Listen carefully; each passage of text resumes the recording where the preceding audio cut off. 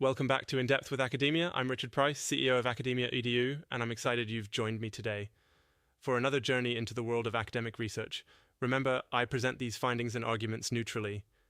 My aim is always to bring you insights, questions, and possibilities, not to suggest that any paper is the one and only answer out there. Today, we're digging into a topic that is, kind of wild if you think about it. We're looking at a recent paper called Machiavellian Marketing: The Necessary Evolution of Persuasion, Power, and Digital Propaganda by Hadrian Stone.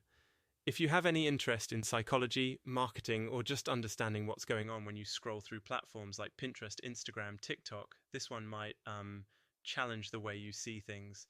So what's the core question Hadrian Stone is asking? Basically, is marketing today about selling products, or is it really about controlling perception and belief?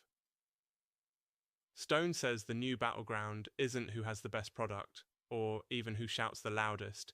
It's about who wins the contest for your attention, your desires, and ultimately, the narrative you buy into before you even know you're being persuaded.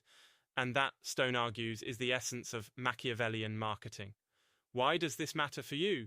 Well, if you're online, and of course, who isn't, then you're already inside these psychological architectures, whether you're running a business, just trying to stay informed, or honestly just trying to not go a little bit crazy from all the content. Understanding how these influences work might give you a bit more agency when you navigate digital life. Stone brings in some heavyweight sources: propaganda theory, narrative engineering, psychological design, all mashed up in the Machiavellian Marketing Framework, or MMF. Instead of thinking about marketing as just communicating a message, Stone says there's a shift. It's about controlling the environment itself, not just participating in the marketplace, but designing the rules of the marketplace. Think about that for a second. If you've ever been on Pinterest and wondered, why am I suddenly wanting that kitchen renovation? Or, why did that random style become inevitable in my mind overnight? Stone suggests that's not an accident. It's a carefully architected process. Here's where it gets spicy.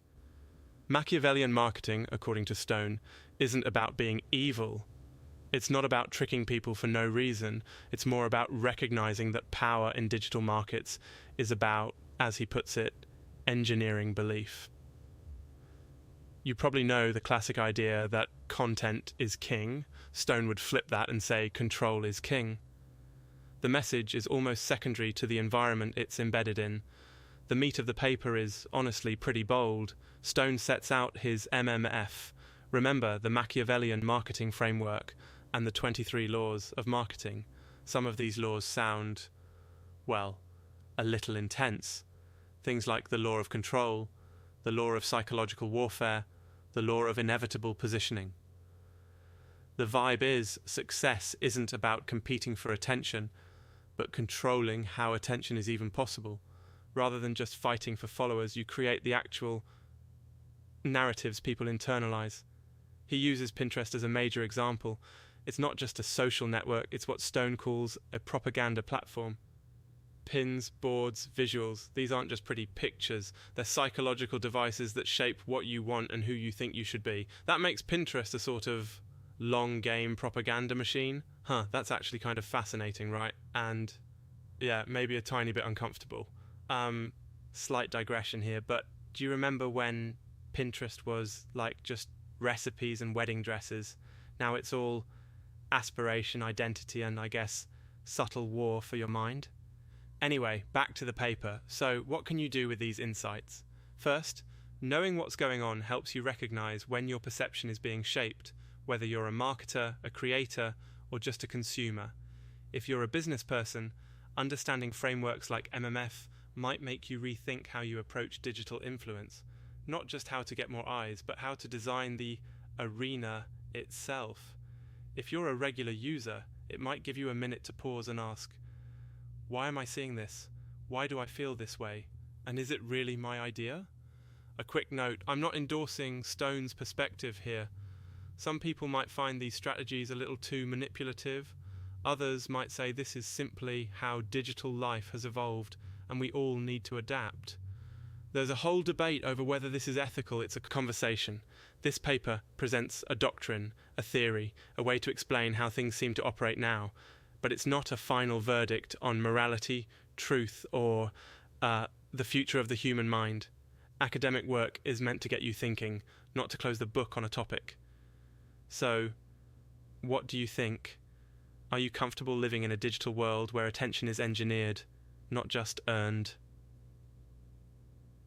Does Machiavellian marketing sound like genius or something a little darker? Or maybe it's just the new normal and we all have to get used to it. Thanks so much for listening. If you want to dig deeper, you can look up Hadrian Stone's work, especially the 23 Laws of Marketing, or dive into MMF and see how it resonates with your experience. And remember, I'm here bringing these papers neutrally so you can explore, question, and maybe look at your feeds just a little bit differently. Stay curious, and I'll catch you next time on In Depth with Academia.